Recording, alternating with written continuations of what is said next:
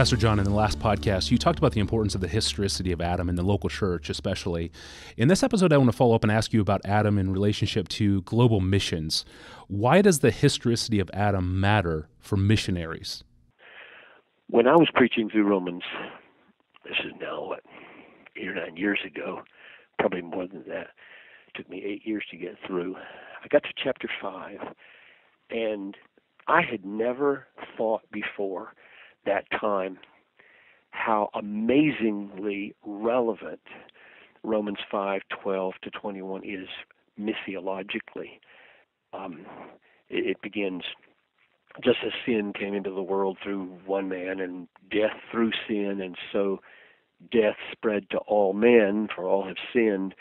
And then he goes on to compare Adam and Christ as the heads of two different humanities. All of us are in Adam because he's our head, and those of us who receive the grace that is in Christ Jesus are in Christ Jesus, and thus he's our new head, creating a new humanity.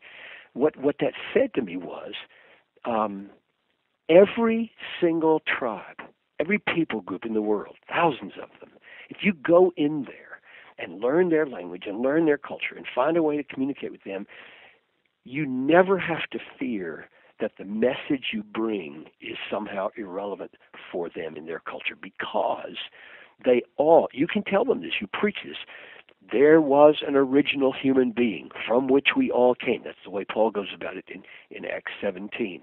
And your problem is exactly the same as my problem, because your great-great-great-great-great-great-great-grandfather rebelled against the Creator God, and he fell in sin, has been bent against this God ever since.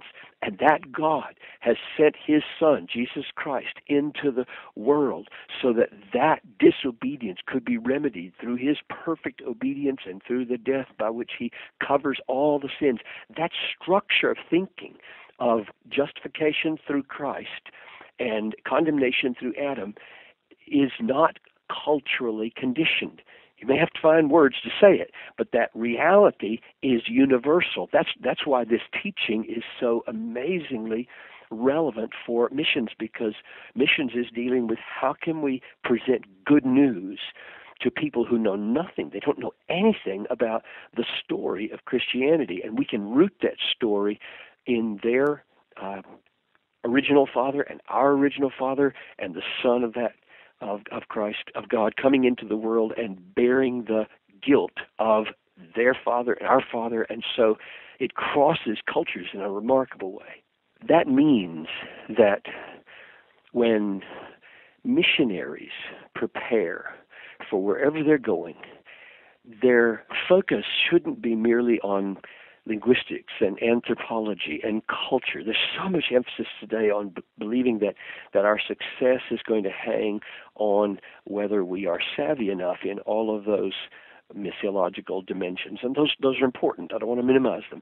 But theology and understanding the Scriptures, in particular Romans 5 that we've just talked about, is really crucial. So missionaries should be people who really care about this kind of biblical theology, because when they grasp what the Bible really says, they will find themselves not just on this issue, but on many issues, amazingly able to tap in to the very nature of the people they're talking about, because the Bible is so profoundly rooted in what is real and what is true. It's never going to be irrelevant to devote yourselves to the study of the Scriptures as well as all the cultural dimensions of preparation.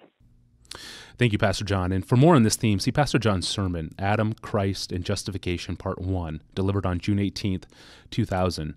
You can find it in the desiringgod.org resource library under sermons. And if you have a question for Pastor John, please send it to us via email. Send it to askpastorjohn@desiringgod.org. I'm your host, Tony Reinke. Thanks for listening.